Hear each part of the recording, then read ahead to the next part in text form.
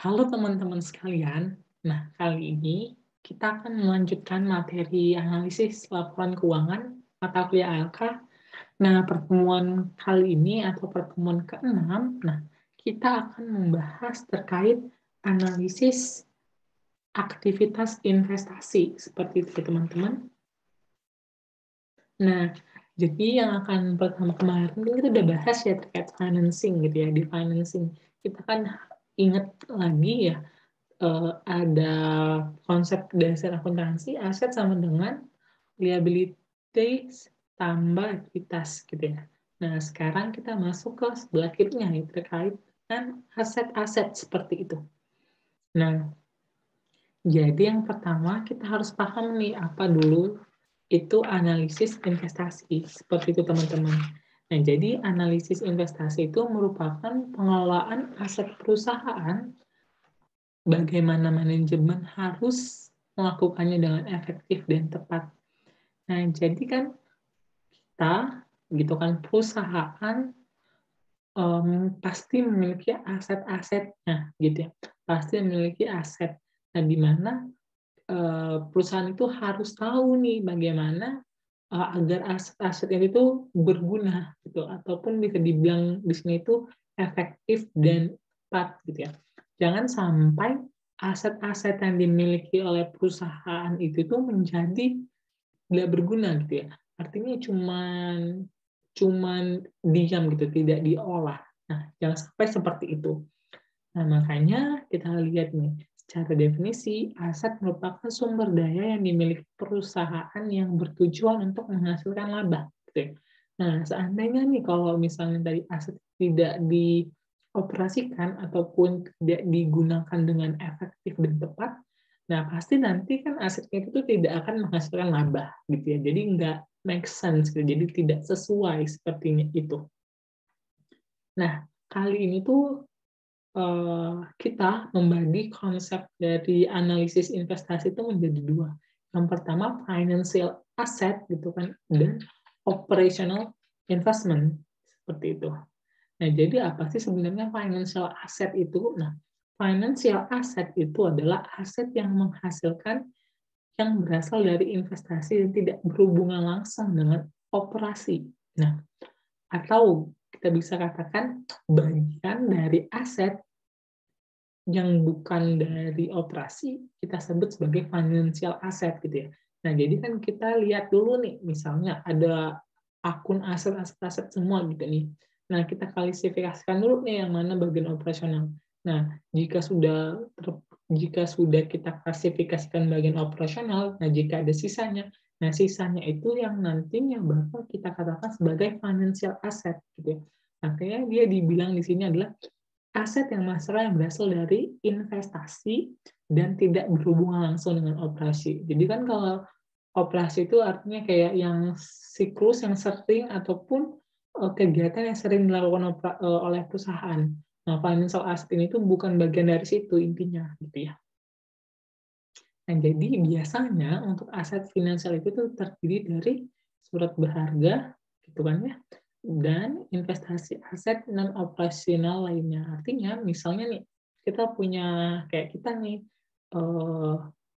memberikan uang kita ataupun memberikan pinjaman misalnya kepada pihak lain gitu yang menerbitkan obligasi.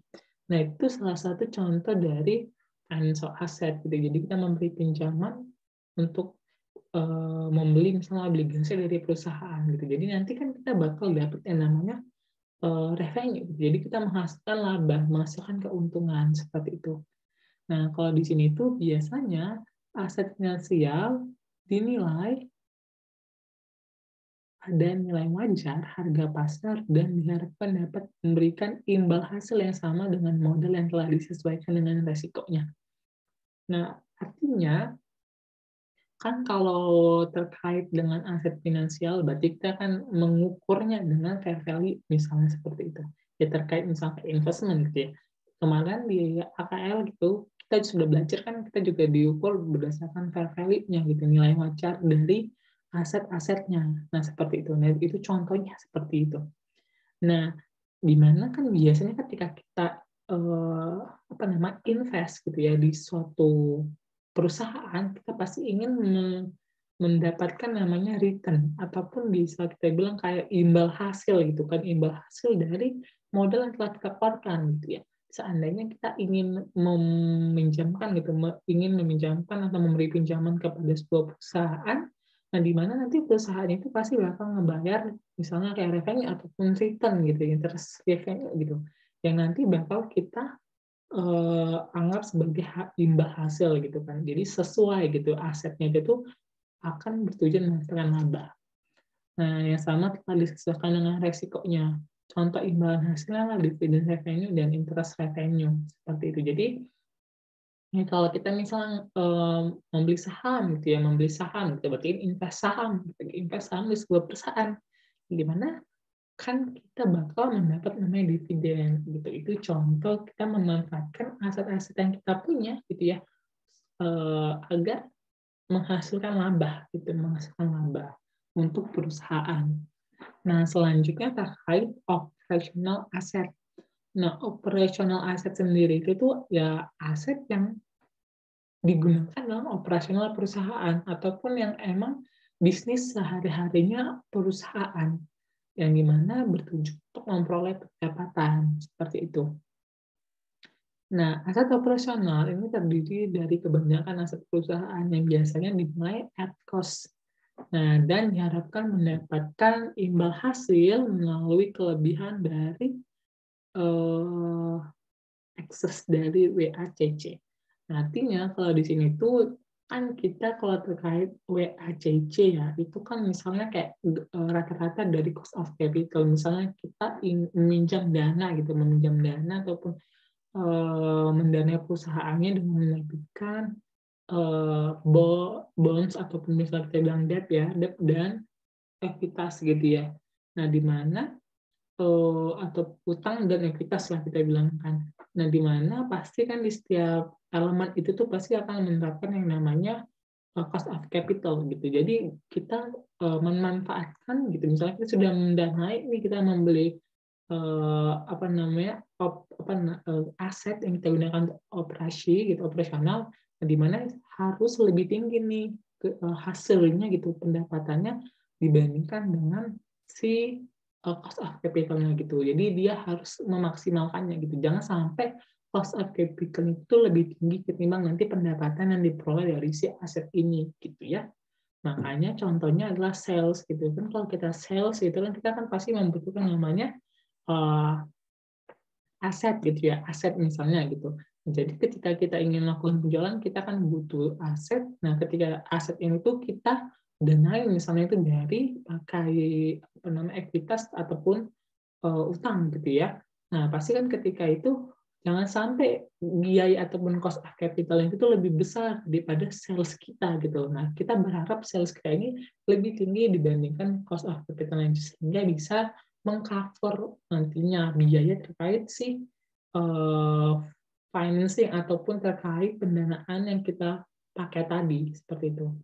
Nah, untuk klasifikasi aset laporan keuangan itu dibagi menjadi dua. Yang pertama itu ada current asset, yang kedua ada non current asset, gitu ya. Ini pasti teman-teman sudah paham gitu ya, sudah sering gitu ya di setiap materi AKM, pengakun gitu muncul sebenarnya akun-akunnya gitu. Nah, yang pertama kita bahas terkait aset lancar. Nah, aset lancar sendiri merupakan sumber daya yang diekspektasikan untuk terjual serta digunakan selama 1 tahun atau operating cycle. Nah, artinya dalam hal ini tuh ya aset lancar itu aset yang apa namanya, yang jangka waktunya itu tuh singkat. Kita bilang 1 periode akuntansi gitu ya, ataupun 1 tahun atau kurang dari 1 tahun. Nah, itu kita kategorikan sebagai aset lancar. Nah, di mana aset lancar ini tuh biasanya bersifat liquid, artinya dia mudah dikonvert ataupun dikonversi menjadi kas. Makanya sifatnya liquid, itu mudah berubah menjadi kas. Nah, di sini ada siklus operasi sendiri merupakan siklus yang menunjukkan operasi perusahaan beserta kelancaran aset dan kewajiban.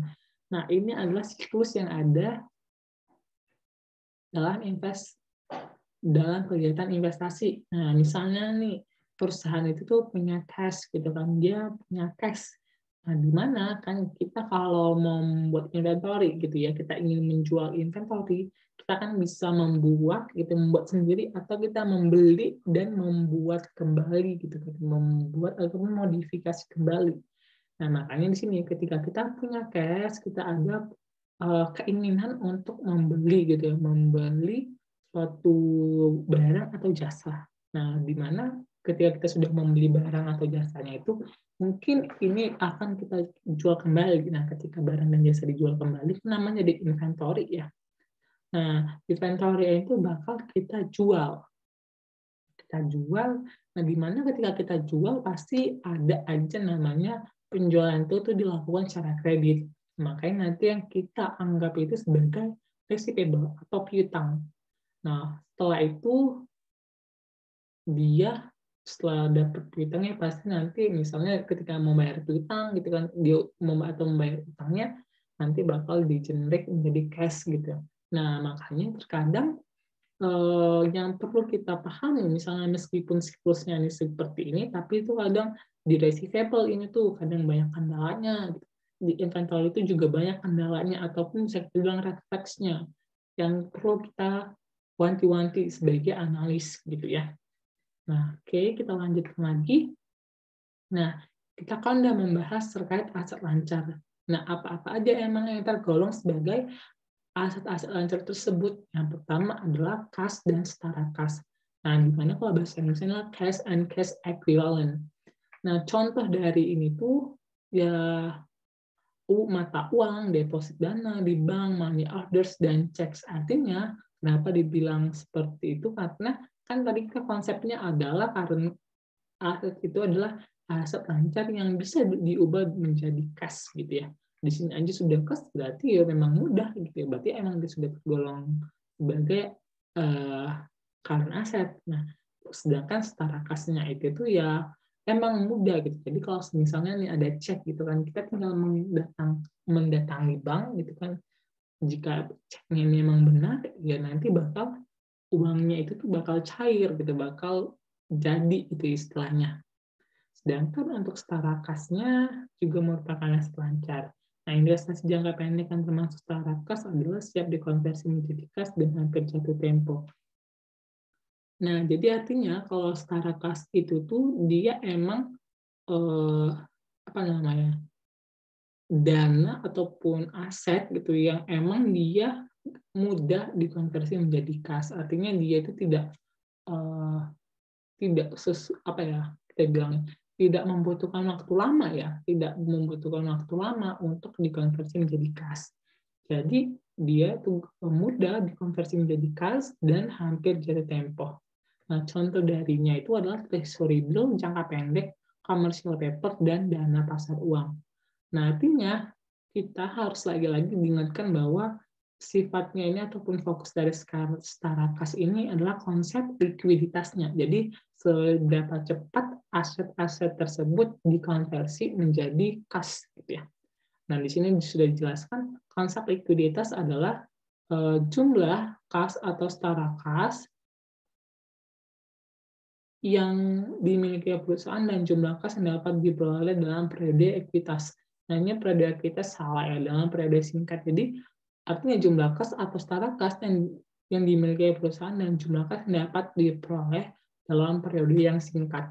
Nah, artinya kan gitu. Karena kan kalau konsep ekuitas itu seberapa cepat aset-aset ini itu tuh dapat berubah menjadi kas. Berarti dalam periode yang singkat gitu ya. Nah, dalam hal ini semakin tinggi likuiditas berarti semakin banyak kas atau setara kas yang dimiliki perusahaan. Benar ya? Karena kan kalau liquid banget nih perusahaannya, pasti kas-kasnya banget. Kas ataupun setara kasnya banyak seperti itu ya. Ataupun sebaliknya, jika tidak liquid perusahaannya, ya bakal sedikit pula nih kas dan setara kasnya. Nah, untuk melakukan analisis likuiditas perlu diperhatikan dua hal berikut. Yang pertama adalah perusahaan dapat mengalami penurunan likuiditas apabila nilai pasar investasi jangka pendek menurun. sehingga perlu diperhatikan pengambilan keputusan. Ini jelas kenapa? Karena kan jika nilai dari aset-aset tadi itu turun gitu, meskipun terkadang kan kalau dalam jangka pendek misalnya nilai itu tuh tidak terlalu signifikan gitu ya, tidak terlalu signifikan berubah gitu. Makanya terkadang ya kalau kita ngukur misalnya nih kan kayak accounts payable itu kan nggak ada apanya interestnya gitu ya, karena emang dia dilunasi dalam jangka waktu yang singkat, karena oleh karena itu nilainya tidak terlalu signifikan berubah gitu ya. Tidak ada factoring-nya ataupun tidak ada perkalian diskontonya. Nah, sama seperti ini. Meskipun perubahannya itu tidak signifikan, tapi apabila terjadi perubahan terkait nilai pasar, pasti bakal menurunkan likuiditas dari perusahaannya. Nah, baru kas dan setara kas perlu dipertahankan sebagai compensating balance, atau kalau kita bilang itu sebagai kayak jaminan gitu ya. Karena apa? Karena ketika kita perusahaan ingin meminjam gitu ke perusahaan lain atau kepada bank gitu kan. Nah, di mana kita perlu yang namanya jaminan itu. Perusahaan-perusahaan atau bank itu pasti melihat gimana sih kas mereka gitu. Ada nggak nih kira-kira eh, apa namanya jaminan nantinya kalau seandainya apa namanya jaminan ataupun pegangan mereka ketika nanti utang ini tuh jatuh tempo gitu. Jangan sampai gitu kan kalau perusahaan itu nggak liquid gitu ya, otomatis ya berarti mereka tidak tidak bisa melunasi utangnya apabila jatuh tempo gitu ya. Seandainya misalnya kalau kita berbicara tentang current ratio gitu ya, rasio current, nah di mana itu kan current asset dibagi current liabilities. Nah, seandainya current asetnya gitu kan tidak mencukupi, berarti kan kita bilang perusahaan itu tidak liquid. Nah, seandainya utang-utang itu jatuh tempo, nah berarti kan nanti perusahaannya itu tuh bakal tidak bisa menutupi utangnya karena asetnya sedikit, sedangkan utangnya banyak. Nah, oleh karena itu makanya perusahaan ataupun lembaga yang pemberi pinjaman itu perlu memperhatikan terkait si perusahaan ini tuh punya kas atau tidak gitu kan. Karena ya balik lagi kalau nggak ada, mereka nanti ketika mau membayar utangnya bagaimana? Nanti kalau jatuh tempo bagaimana? Kalau nanti mereka nggak bayar gitu kan? Nah, jika tidak bayar kan rugi juga bagi perusahaan yang lain. Seperti itu. Mungkin materinya untuk yang pertama segitu dulu. Nanti kita akan lanjut lagi terkait akun-akun yang lainnya. Gitu ya. Oke, terima kasih teman-teman.